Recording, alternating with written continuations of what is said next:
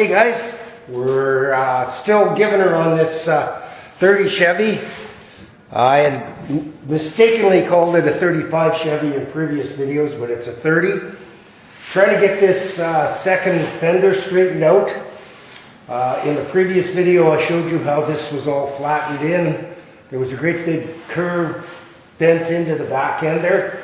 So I'm trying to get this radius back in here, and not a lot of access on the back side. So what I've come up with is you got to use whatever you have. And what I'm using here is I've got an old bumperette from an old Dodge that I cut off. It's got a nice curved end on it. Then I've got a curved piece of 2x4. I can set this in here, put my piece of bumperette in, and depending on how far I push down on this or where I put it, I can push out on the fender here, and then I use my slapper with pressure on this side, and it's pushing out this dent. By hitting kind of offset, I push out here and I hit here, it's putting the curve back in it. So I'm just going to keep trying to get the shape back in this the way it's supposed to be. Then I've got some pretty major dents and stuff to deal with at the front here. And hopefully I can get this 30 Chevy, the fenders all wrapped up today, and then carry on with the next project. I'll be back. Okay, now we're moving on to a really hard one. So it looks like this is run into something about 2 inches wide. It's buckled the fender under this way and the leading edge roll over this way. So we've got two really bad creases, one here and one here. It's creased here and another crease here. I'm just trying to figure out how I'm going to get this out of here without destroying the fender. I probably should have done this first. So I'm thinking what I'm going to have to do is weld a piece of bar on here, a piece of flat stock, and clamp some vice grips to it, warm this all up, and whack it with a hammer to try and start it coming out. And then I can try and manipulate the steel back into place here. So I think that's what I'm going to try. Once I get it all set up here, I'll bring you back and we can see if I can screw this up with you guys. Okay guys, so I've got a small piece of flat welded on to the lip. I tried it once here and it did start to come, so I'm just going to keep, I'll heat this up. I've got to watch that I don't get some temper in it. Cause it to crack, so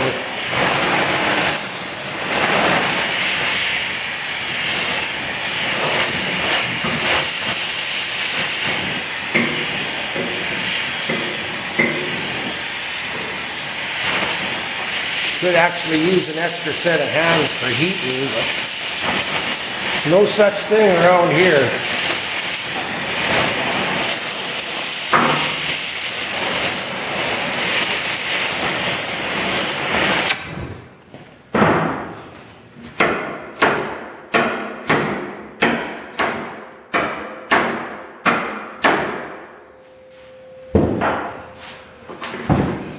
Well, it's slowly coming out. This used to be touching right in the center here. Well, I'm just going to keep slowly working this out. I'll have to tap down some of these kinks and stuff as I go. Hopefully it's going to work. So what I've ended up doing here is welding on 2 more tabs. What I've found is it's too much stress on this one to pull all the way over here on it, and it's starting to unroll the rolled lip on the fender. So I'm going to work these 2 next, try and get this out, and then I'm hoping I can anneal this and soften it up again, and then I can work the rest of the dent out of here nice and easy. Well, I'm pretty amazed at how that came out. This all needs to be worked with hammer and dolly now. I still have a couple of substantial kinks down inside here, but I'm thinking part of it's because the lip is unrolled here. So it's going to be a bit of a bitch to get this lip rolled back the way it's supposed to be. But I think once I get this body line in and this straightened out, this is going to kind of follow it. And then I can deal with the edge. I might have to make a new edge to put on here. Next thing I'm going to do is cut off my tabs. I'm going to let this cool real slow so it doesn't harden. And we'll see what we end up with. Hey guys, we're back again. New day here, Saturday, Thanksgiving weekend up here in Canada. So, working on this fender still. This bottom piece that used to sit in here is in such bad shape.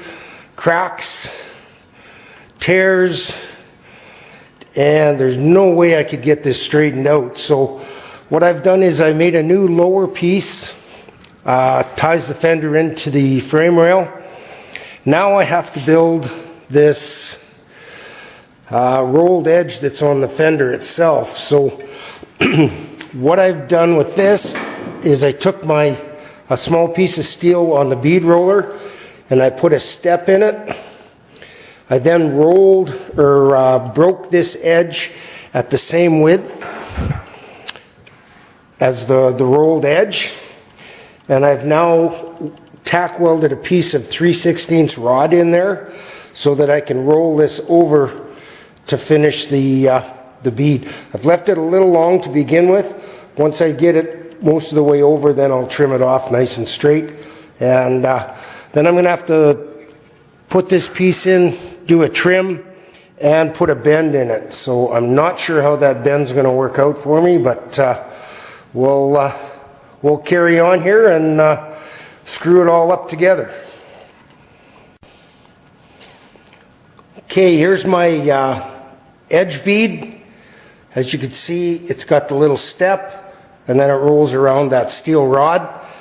Now I'm hoping that I can get this fit in here, put that bend in it, and hopefully it's all going to be good. We'll see what happens. Guess it would have helped if you could see what I was doing. So now I got to try and fit this here.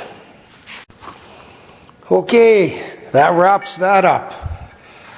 So we went from that disaster to this. I know for a fact that I invented some new swear words getting this corner finished.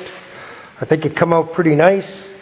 Next thing I have to do is spend some quality time on the planishing hammer just to work a few little dents out, kind of smooth things out. There's a little bit of a wow in the side here. I'm thinking probably half an hour on the planishing hammer, and I should be able to call this good. So once I have that all done, I'll bring you guys back and show you the two fenders. Okay guys, that's going to wrap up the 30 Chevy fender repair.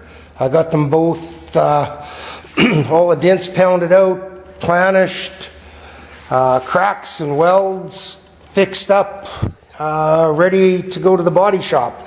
He's going to have to do just a little trial fit, make sure they fit the frame and everything properly, and it should be good. So anyhow, thanks for tuning in. Thanks for putting up with all the crap, and we'll catch you on the next one, guys. Next video I'm hoping will be bead roller progress. So take care, catch you on the next one.